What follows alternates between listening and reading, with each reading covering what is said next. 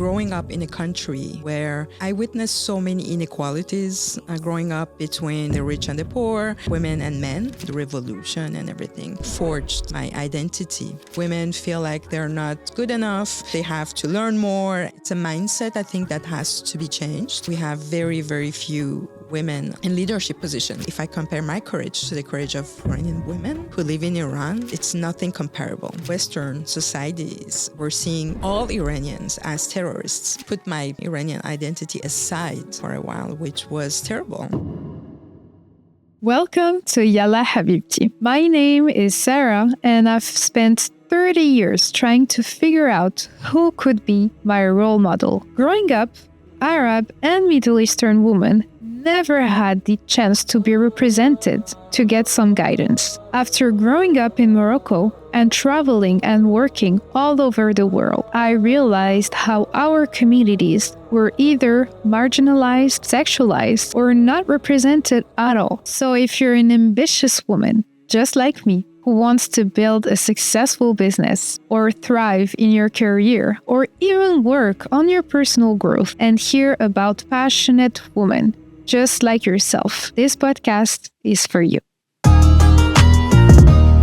And I'm honored to host Sherazad Adib today, who is a member of the Iranian diaspora in Montreal and also a senior director at Catalyst, a nonprofit organization that helps build workplaces for women leaders.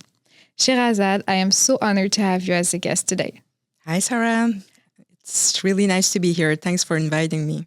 Of course, you were honestly the first person that come to mind when I was thinking about this podcast because, well, I know what you accomplished in your career, but for the people that don't know here, I'm so curious to learn about who is the woman behind the official title. Ooh, that's a big question. So I'm a mother of two teenagers, a yogi.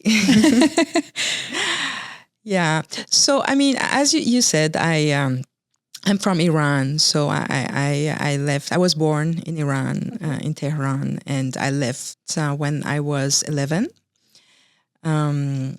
because of, the context of what was going on in Iran, the revolution, the political situation, and the war between Iran and Iraq.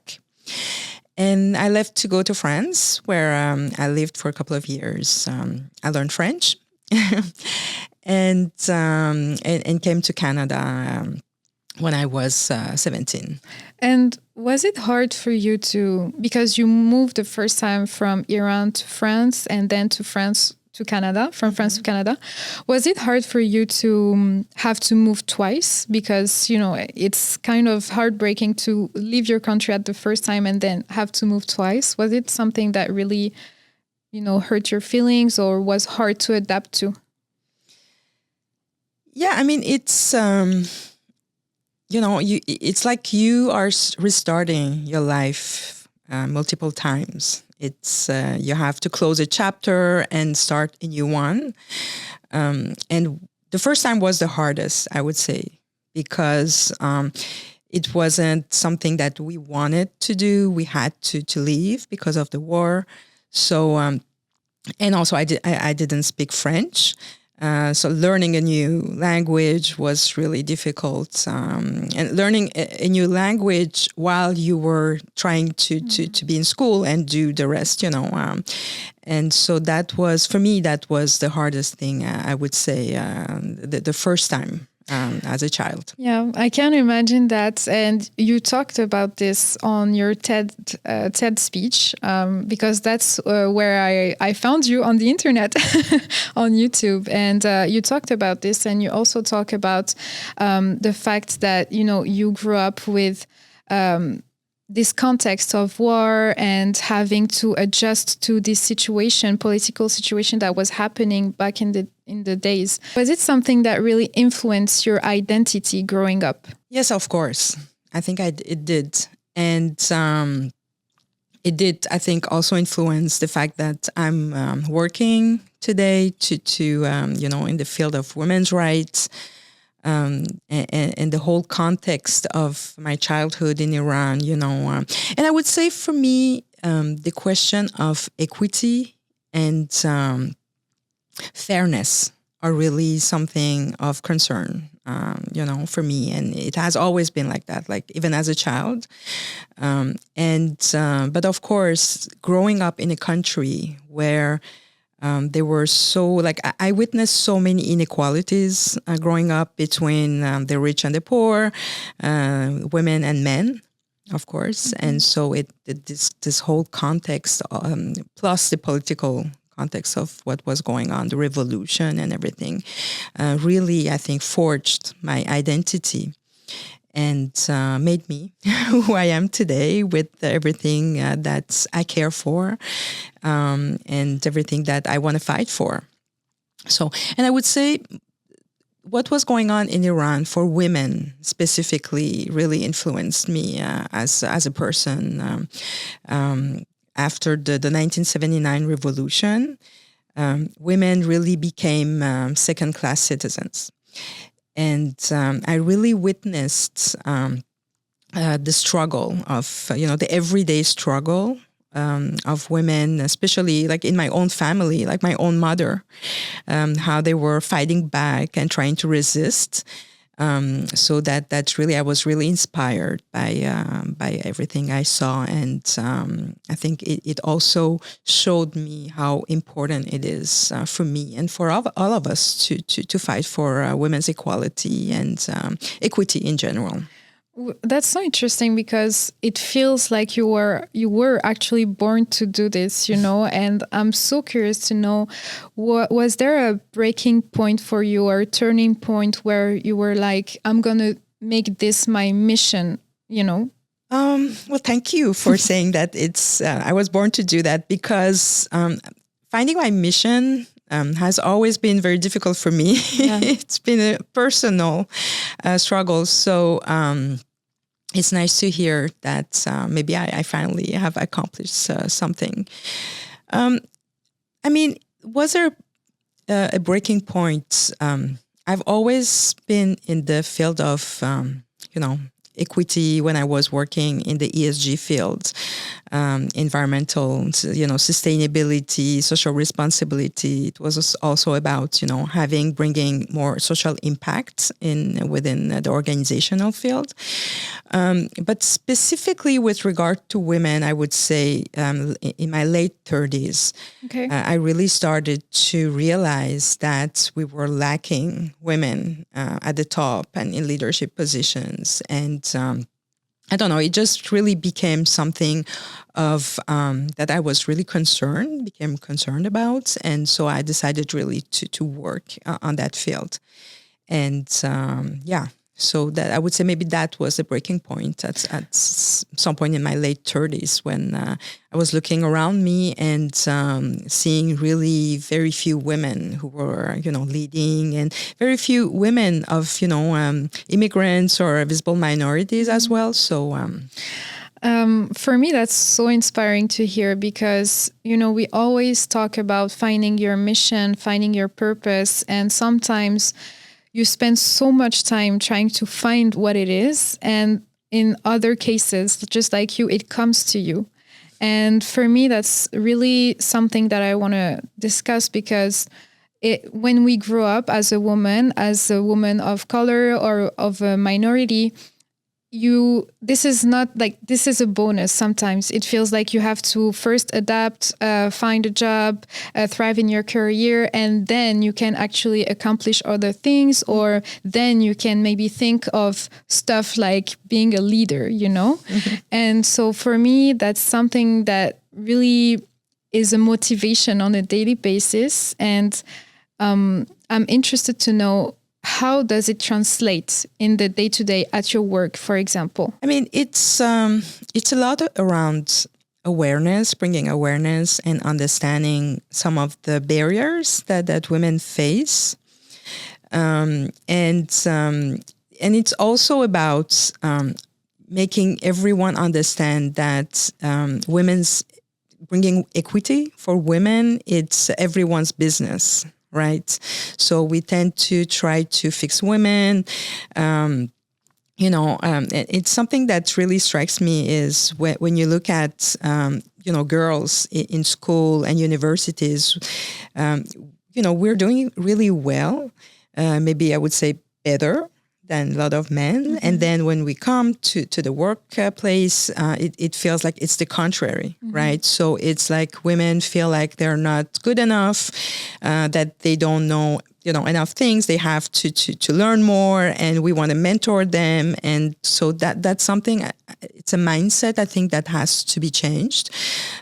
We need to adapt the workplaces for women and for everyone, to be able to thrive and to work in a way that they can be valued. And so that's, I think, the issue right now is how to make sure that, we put in place changes, sustainable changes for women, so that they can come at work and feel that they have a space where they can be themselves.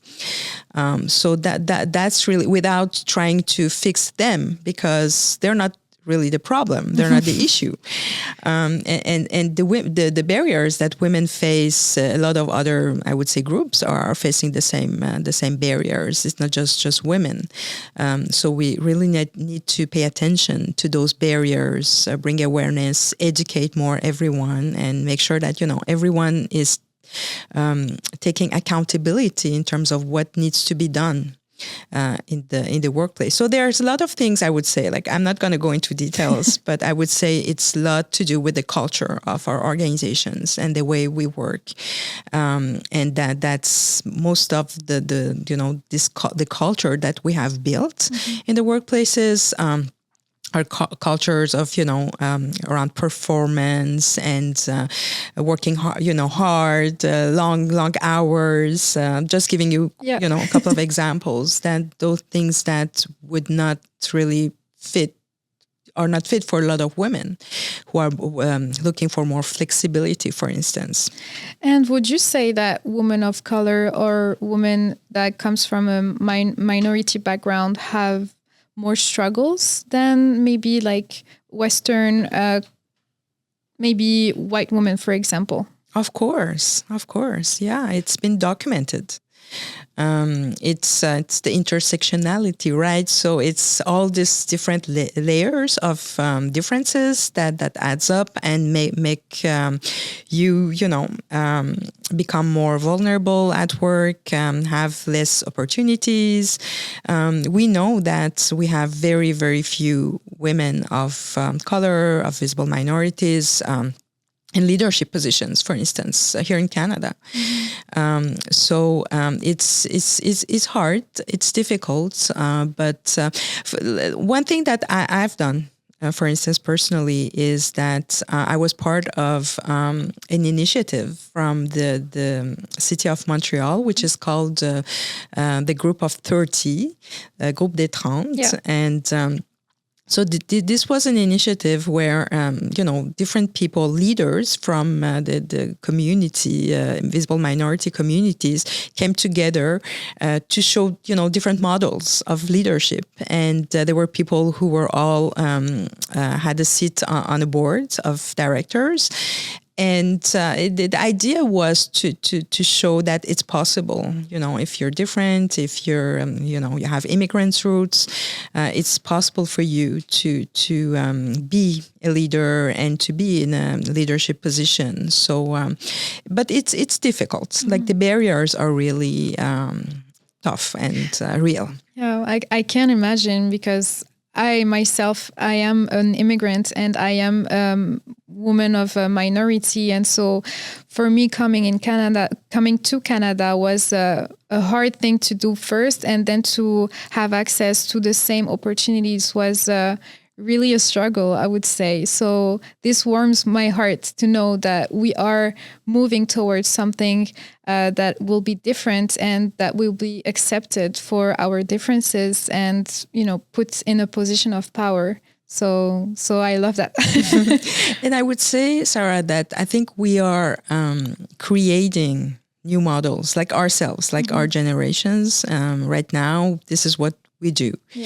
Because we don't have different models, I would say, a lot of models of leadership, of successes, of people who look like us. So we are the ones, I think, that are building these different models and showing the way for the new generations. So I'm very hopeful, actually. I think that we're going to be successful, but it's going to take time. And would you say that growing up without this role model really shaped your identity? Yeah, I mean, I think I realized that I was, because when I was growing up, I was trying to really fit in the new culture, right? And to become like, the rest of the society and to look like the rest of the society. I didn't want to show my difference. And at some point I realized that no matter how hard you try to integrate yourself to be like everyone else, people still see your differences. And it very simple things like your accent, the way you behave, and it's very human, right? It's human because people are curious. They want to know. They can see that you're not born, let's say, in this country, or you're different. They want to know where you're coming from. Maybe sometimes they're afraid of that difference. So that's what I realized. And it was a difficult realization because you feel like you have done a lot, but you're not receiving. And also in my own career, I was wondering, did I miss any opportunities? Like, would things have been different if I wasn't an immigrant? Let's say if I was born here, if I was like Canadian, 100% Quebecoise, would I have had more opportunities during my career? So these are all the questions that I ask myself. And so I don't remember what your question was, but I think that it's definitively for me some of the barriers that I faced here made me realize that people were still seeing me in a different way. And so that I had to maybe do a little bit more to make them understand who I was and to talk about, my immigration roots. And so that's what I did with the TEDx project. And talking about that TEDx project, because I did some research and you are super present on the media, for example, also super vocal about your mission in life and your vision about women's rights. And I was so curious to know and to learn about what made you want to share that voice on social media specifically, or on the media? Because some people, they have this mission and they do it on their own, like behind closed walls or in the family, let's say, or in their community. But you were so into sharing that with the world. And I'm so curious to learn why. I think I was crazy. That was such an incredible project that I did. So a couple of years prior to doing the TED Talk, I was thinking about, my family, some of them that, I've lost a lot of family, people who just died and in Iran. And I just started to think about the fact that I was now part of the last generations who was witnessing, who witnessed the 1979 revolution in Iran. And so I wanted to find a way to talk about it. For me, it was important. It was like a testimonial process. So, and it's hard to find the right medium to talk about it. So I thought the TED Talk would be a good way to because people are listening, to TED. I think it's powerful. Yes. And so that's and it's like a little boat, that you just throw on the sea, and I think it could be really impactful. So that's why I did this the TEDx, and decided to talk about something that was very personal, a very, I would say, even a traumatic episode of my life, of my childhood in Iran. Was very difficult. It was like I cried during a month before being able to doing it, and it was very emotional, and it's still emotional when I'm talking about it. So yeah, so I wanted to share as a testimony, to say, well, I was there, I saw that this happened. And the other thing was, for the society here where I live, I wanted to show them that, okay, so this is what, an immigrant's story is. This is what it means when people leave their countries. When you hear like an accent, or when you hear a difference, but this is the story behind that difference. For me, that's so powerful that you actually gave a voice to those thoughts and this story, because first of all, it's such a traumatic experience to go through as a child, and also on social media, because I'm a social media person, and I see a lot of Iranian women trying to have this voice on social media, especially on Instagram. You can see sometimes they go out without, for example, the hijab or stuff like that, and for them it's an act of resistance, and that's what really inspires me in the Iranian culture, because you are not scared of taking risk. And maybe I'm wrong here, but would you say that you are not scared to taking risk, or would you say that you do it anyways despite the risks? You mean talking about my story and everything? It's I don't know. Like, people have asked me, "Are you afraid of because that regime has really, like, they've been killing people outside of the country, and I'm not afraid. I'm not afraid. I don't think, like, we are millions of, there are millions of Sherazads out there now, today, I think, after the women life freedom movement in Iran. So, no, I think you have, if you want to bring change, you have to demonstrate courage. But I would say, like, if I compare my courage to the courage of Iranian women who live in Iran, it's nothing comparable, right? Because they can be arrested, they can go to prison, they can be killed. So that's another level of courage. Yeah. And are you tired sometimes of the lack of knowledge about your culture? For example, for me, as a Moroccan woman, sometimes, I get in front of people that ask me stupid questions about Morocco, for example, because they just don't know. Yeah. And that's okay. I mean, but are you sometimes tired of people having these negative thoughts about Iran, or maybe saying, violent stuff about Iran? Is this something that bothers you? It bothered me growing up, for sure. Yeah. And I think today I see it differently, because my approach is that we need to educate, and that we have that responsibility. And it's sad because, we still have that responsibility on our shoulders.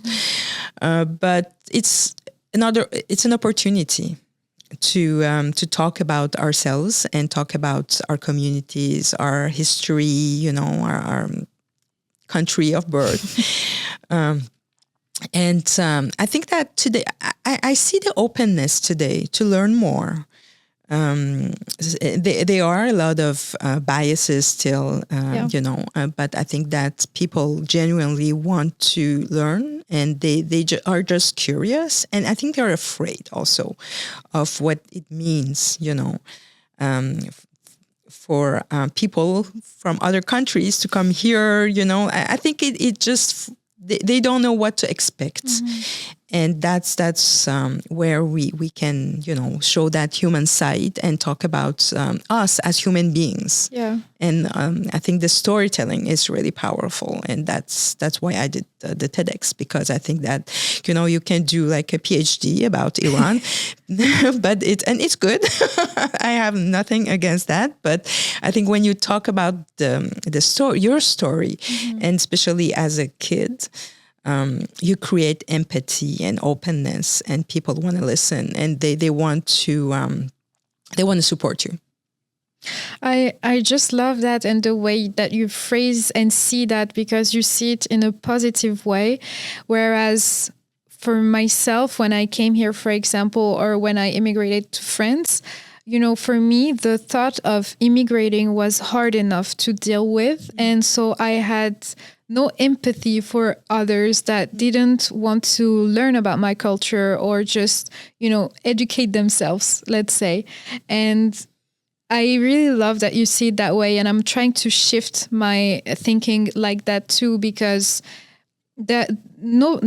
everyone has the right to learn about other cultures and educate themselves, and you just have to be patient with everyone.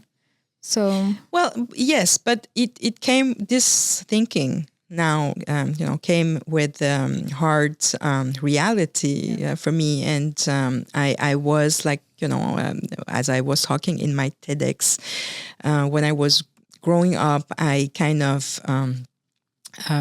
just put my identity, my Iranian identity aside for a while, which was terrible. So it hasn't always been like that. So you have to be nice with yourself. And for me, it's because also, in the 1980s, when I immigrated to Iran, late 1980s, and at the time, Iran was like seen was a scary country. It still is today, but at the time it was like people were really scared. The Western societies were seeing all Iranians as terrorists or potential terrorists, and that was really true. So for me, like, immigrating to France in that context was, I'm trying to be kind to myself. It was hard. So when you see, like, when people see you as a potential terrorist, you and your family, you don't want to talk about your country. You don't want to talk about your identity. You just want to be like everyone else. You just want to, be invisible. And you have a specific word for that. You said code switching in your TEDx. And right. For me, that was the first time that I could actually pinpoint what I was doing with myself, So thank you for that. Well, I'm glad. And I have to say, like, this is a real concept, I didn't invent it. Okay. Code switching. It's something that has been documented a lot, especially in the workplace. Started in the US, how people were hiding different behaviors and everything so that people could not see their differences. So that's something that is very, commonly known. But for me, it was the same thing. Like, first time I heard about that concept, I realized that I've been doing it my whole childhood. And so it's important for us to reflect on ourselves and because there is, and to explain also that to, I think, others, to our society, the impact of all of that on us. Because for me, for instance, the impact was, as a child, you want to survive. So you want to be like everyone else. You want to hide your identity. But then you grow up and you realize that you've lost your language, your mother tongue language. And so, and I do speak Farsi. Like, I still understand very well, but not as much as I would love to. Is that something you regret, or? Oh yeah. Okay. Why so? Because a language is, is a richness. It's something that is very valuable. But I do, like, I understand. I can like I haven't lost it completely, but I would love to be able to read more. And so, I told myself maybe I'll go back. Yeah. And like now there are a lot of, different ways to learn language apps and everything. Yeah. So, and I didn't teach it to my kids who are born here from a father who is from Quebec. And so they don't like they have a couple of words like it's mostly the foods, everything we eat. Do they ask you sometimes about your background, your culture? Do they also identify as Iranian or not? Like how do you navigate all of this? It's interesting because I haven't been like a typical. I'm not a very conventional conservative person. Like I wouldn't like impose traditions on my kids. But they are curious. But they have asked me. Like my son one time he said, "What am I? Like am I Canadian?" Like he was confused. And I said, well, yes, you're Canadian with your, and you have Iranian origins with, from your mom. And I think my daughter also, she was asking, they're too young still, and they're teenagers. So it's not like, they're going through this own identity crisis. I don't want to add to that, but I can see that they are open, they're curious. They know that I've told them one day they're going to go back with me. Okay. Oh, yes. I love that. We're going to go back like after the regime, this regime is gone. It's funny that you mentioned this because I see a lot of, on social media, I see a lot of daughters and sons of immigrants that grew up without knowing the language or the culture. And today they are actually paying courses or learning all of that stuff on their own because they feel like they have this missing part of their identity. And so I was just really curious to know, how do you raise a child with all of this, background and trauma? And I feel like it's such a huge task and responsibility, honestly. Absolutely.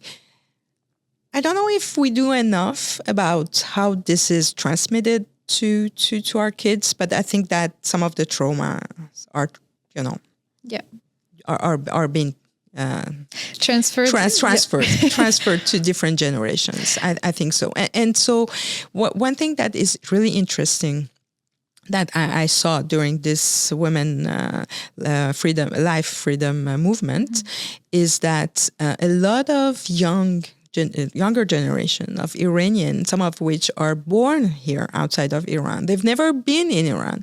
They were so attached to the movement, and they are like, so for me it was like, eye-opening. And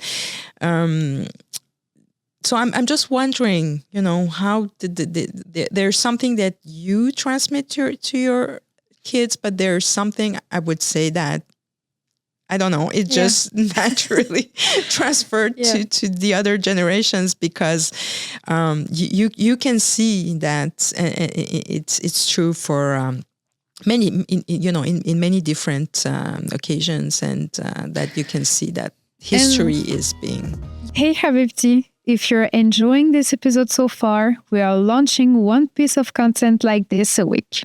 So don't forget to subscribe to be part of this insane community, and join us on Instagram for exclusive content. I noticed that in a positive but also negative way, because in Morocco, for example, we have the colonization that happened, and I never noticed, but the colonization transferred from our parents' generation to my generation and onto the next generation.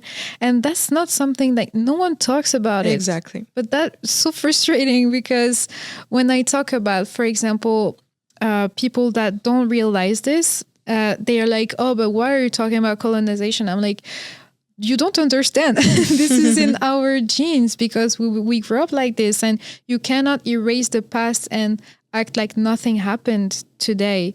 Absolutely. Oh, yes. I believe that. I really believe that. I think there's something very strong, like maybe that it's from our past that is just we pass on to the next generation. So I'm sure that my kids, even though they grew up here, they're gonna have at some point in their life questioning and on their own. Like it's not just me wanting to take them back to Iran; it's their own questioning and wanting to learn more about the country of origin of their mom. And that gets me to one question that I'm really curious about is how do you see the next generation in Iran? How do you see it evolving, growing up? For example, the women that are still back there in Iran as we are speaking right now, what do you envision for them and how do you feel about this new generation? I'm so impressed with the new generation. They are the Z generation. Gen Z. Z. No, Z. Gen Z. Gen Z. Yeah. Yeah. No, I'm really impressed. Like I would not give them any advice. Yeah. I feel I have to learn from them. My daughter is also from Gen Z. She's 15. So I think they are very bold. They are courageous. They don't have to walk the talk. They just walk. They have this authenticity. They're very real. I don't know. It's something I just love that generation. Yeah. And a lot of their values that they have, of course, like the young girls in Iran are just amazing. I think what they're going through and what they do right now is just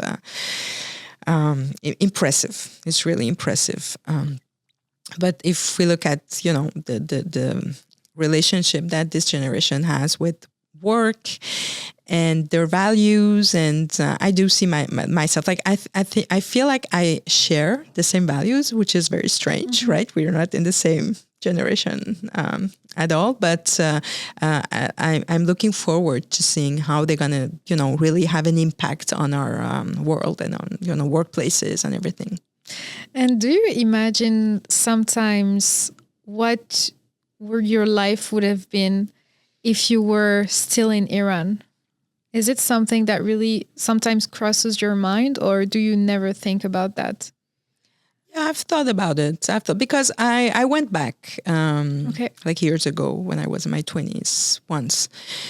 And I would see my friends growing up, and I was, I would wonder what I would be in that society and everything. But I think I'm very lucky to have left because it's just terrible, the context of what's going on in Iran and where, women have no liberties. Yeah. So no, that I feel I'm lucky, to be honest with you. And do you discuss this experience with your parents sometimes? Is it something that you talk about in your family, or is it just like, no, we did this and we don't talk about it and this is the way it is? Yes, we talked a lot about, what happened during the revolution. Like there was so much going on. Like I did the revolution. I was in the streets, like literally with my parents. And so it was like this event you never forget what happened and everything else after that. I also realized like it's very hard to process, like processing something that could be traumatic can take 30 years. Wow, I didn't know that. Oh, yeah. Because when you're younger, and I'm just sharing my experience. I'm not a psychologist. In my experience, when I was younger, you really want to live. Like you want to go on with your life. So you just want to forget and go on. And that's very natural instinct. Okay. It's a survival instinct. But there, at some point, your past, is gonna come back and haunt you. Yeah. Because it takes time for you to just realize a couple of things and the impact that some of the events could have had on you, your immigration routes, the journey, and so that all of this is really difficult, and even to find the right words to talk about it. And when I did write my TEDx, I could see it's been really like 45 years since the revolution.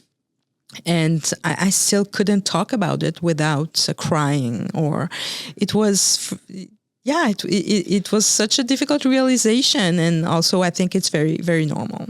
It's not when it's very traumatic, when it's, you've had, you lived these difficult situations, it's very natural for you to take all this time to be able to process it and understand what impact it's had on you. But you have to do it.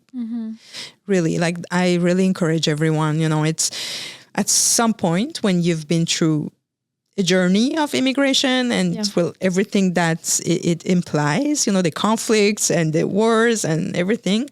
At some point in our lives, we have to just take a pause and just think about what we went through, the impact it had on us, and how we want to move forward. Is this journey impacted your life positively or negatively? I think it's kind of a struggle, Yeah. It has. I'm not. It's not negative. Okay. Yeah. Okay. It's just life. It's just my life. And this is. I just think it's so funny that us as immigrants, we say this like it's normal. It's just life, but when you talk to people that never, for example, left their countries and their families and so on, and you just mention the fact that, could you do that? Could you actually do that? And they're like, oh my God, are you crazy? Yeah. Because it has such a huge impact. If you just think about it for a second, that's such a powerful thing to do. Absolutely. No, I mean, when I said it's normal, it's like, it's what it is, right? It's been my journey, it's been my life, and I accept it.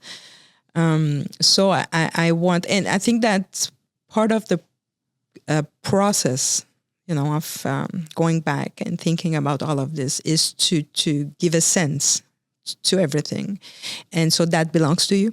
Yeah. Yeah, you can, like, it doesn't have to be negative. You can decide that.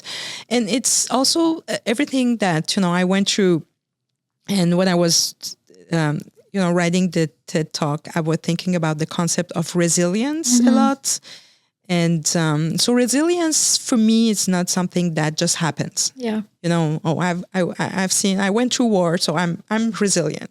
For me, it's not. It's like, you become resilient by feeling, processing, thinking, accepting, crying.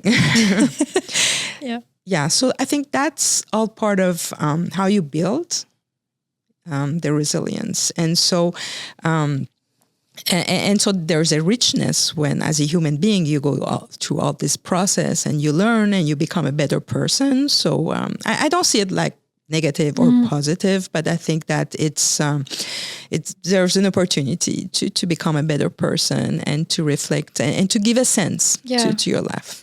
This resonates a lot with me because when I was writing my TED Talk, this concept of resilience was the first thing that came to mind.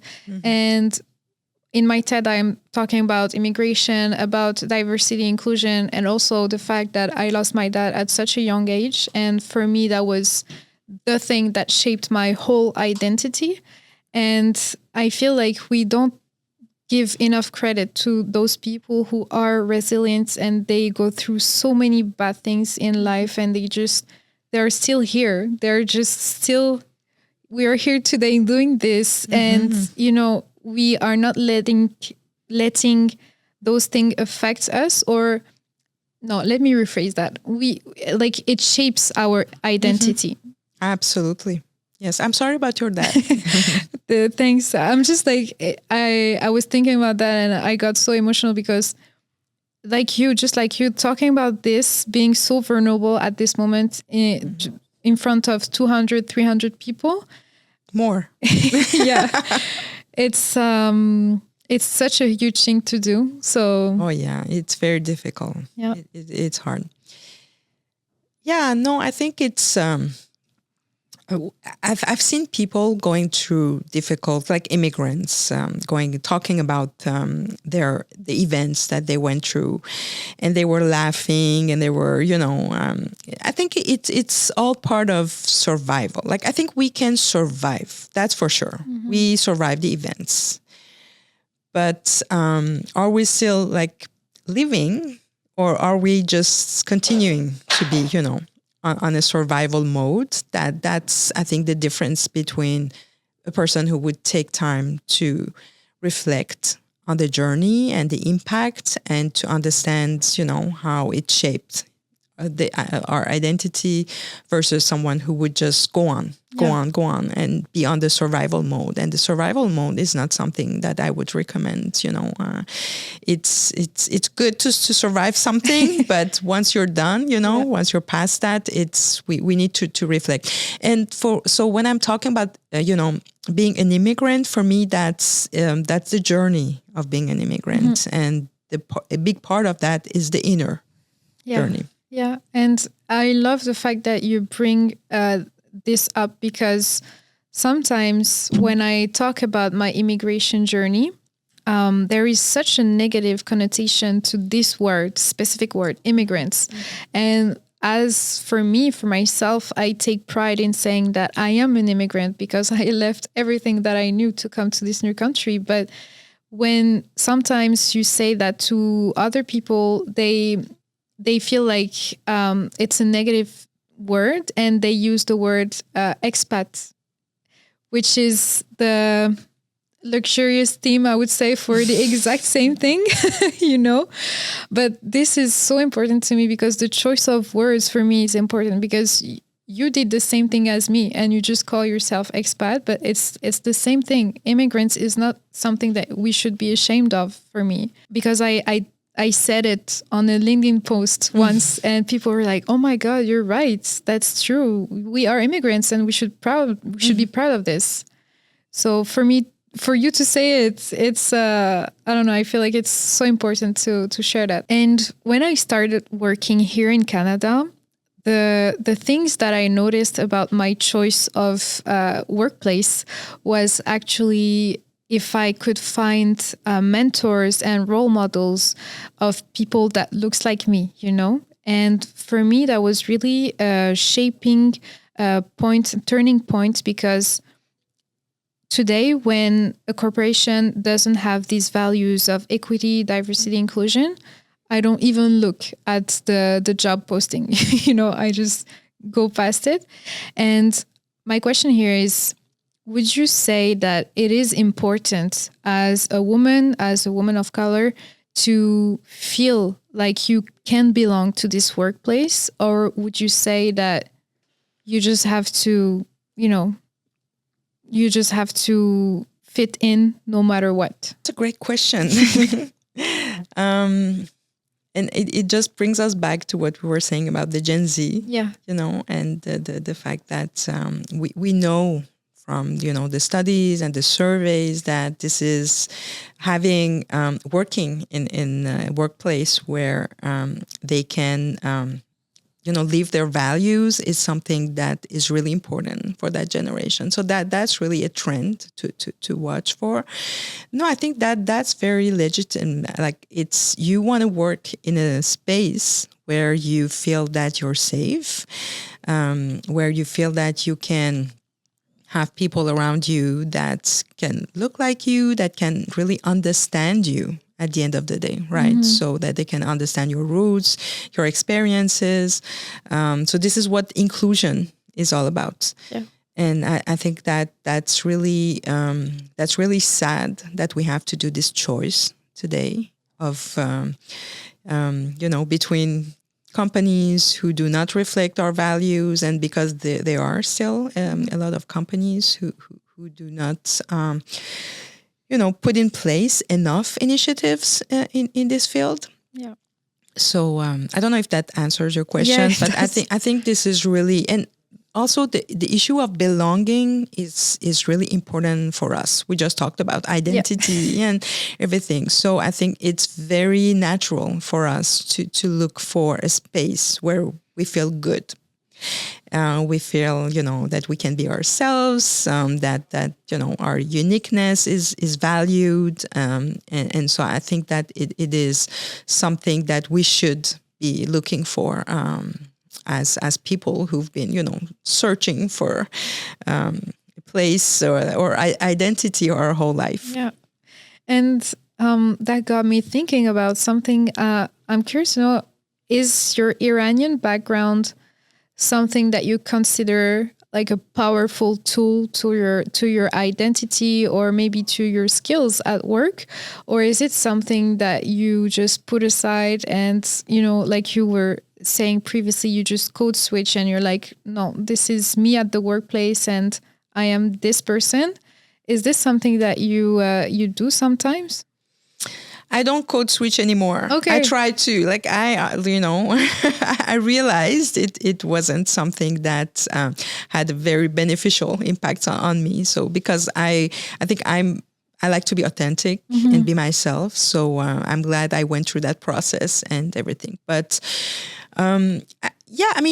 part of the reflection on our lives is also to see what are our strengths, right? So resilience, the fact that, we learn new languages, we adapt to new societies, we met new friends. I was talking at the beginning about chapters of my lives that I had to close and reopen new chapters. That's what you do when you start a company, for instance. I always had this very entrepreneurial kind of a mindset. So that's how I would say my journey has influenced me in a positive way at work. So that I'm not like trying to be someone else because I have these tools, I have this natural benefits from my journey that I can rely on.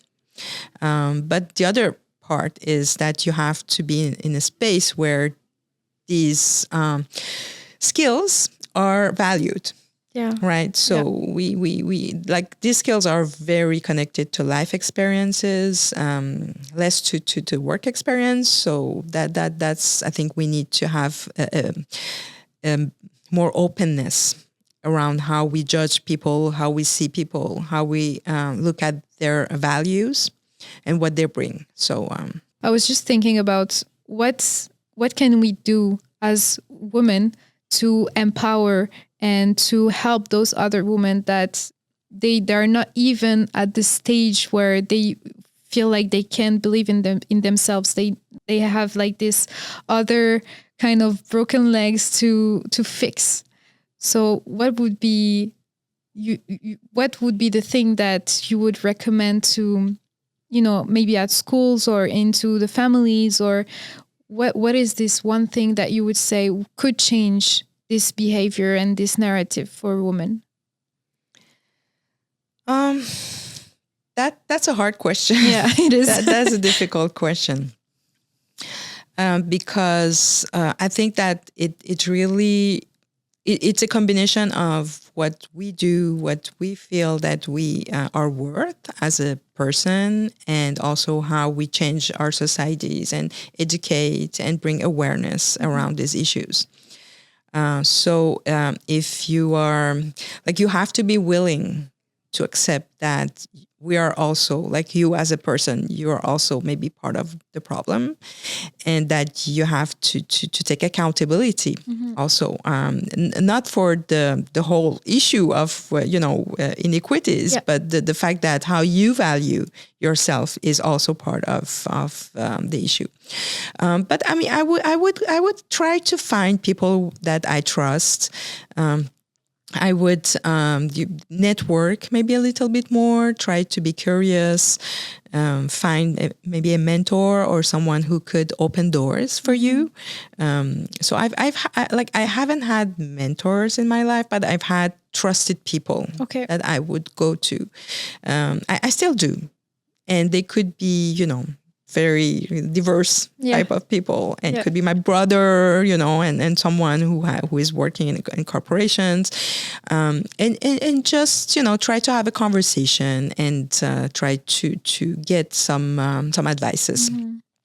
But I just want to say that you were talking about your dad, and for me too, it's interesting that my dad really played a very important role in my life. He's still playing. Also, he's very old, but he was also always encouraging me to do better, and he would trust me, and so that's, I think, a very big part of building the self-esteem. And especially for girls. Yes, and thank you for sharing that, because usually in the Western countries they have this idea of men really not empowering women. In our countries, at least I will talk for Morocco, they have this concept of women being submissive, being not free to have their own choices, do whatever they want, etc. And that is not true. That is simply not true. And we can see it right now in this moment, because your dad pushed you to become who you are, and my dad as well. So for me, it's important to highlight this, because, it's part of who we are at the end of the day. So yes, absolutely. But we need more men who step up and encourage more women and support more. I agree with that, because also, for example, in some countries, we see it as being a liability to be a feminist for a man. Even here. Which is kind of, for me, it feels sad, because there is nothing to be ashamed of being a feminist. If you pay for your daughter's tuition, if you help your woman go through her career, you are a feminist. It's as simple as that, And so we need more Arab and Middle Eastern men to own it, because it is important. Absolutely. So, Sherazad, I have 3 more questions for you, because it's kind of a tradition here on this podcast. So my first question for you is there a hard lesson that you wish you knew as your younger self, and that you learned the hard way? One thing that I would have liked, to know is how important it is to believe in yourself. We were talking about it a couple of minutes ago. I think that's because I think I was trying really hard to prove myself, and you don't have to try that hard to prove yourself. You just have to be yourself. Now there are some things that I understand better that I want to transmit to my kids, especially my daughter, that you believe in yourself, and you're going to make mistake, and that's part of accepting and believing who you are. That makes us more human when we are making mistakes, right? That's part of it. You don't have to judge all the time yourself, and to feel that you have to be, to all the time be in that mode of proving yourself to others. That's so powerful. And I'm wondering, was there a specific thing that made you not trust yourself? That's like a subject of another podcast. Okay. But I was just curious to know, was there like maybe your Iranian background or immigration background that... It's hard. It's difficult to tell. I think, why we have all these insecurities on us. It's, I think it's very common, but just that, we have to understand that those insecurities, belong to us, that we have to reflect again on those, and that we don't always have to feel that we're not good enough, that we have to, like, for instance, I went to, when I did my studies in university, I did like a bachelor, I did a master, I did another master, and then I was like, always trying to feel like, oh, maybe I need more.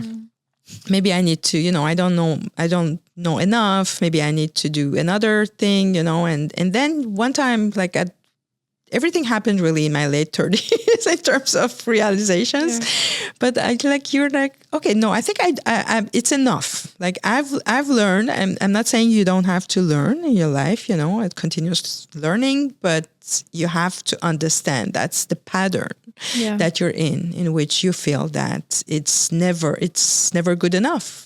Because you're never going to be good enough for people, right? So it's, again, comes back to you and how you have to love yourself and accept yourself. That's such a powerful advice, honestly. And I wish my parents would taught me that, because I went that's so funny. I did the same as you, like bachelor, master, second master. That's why I was really thinking. You're my twin sister.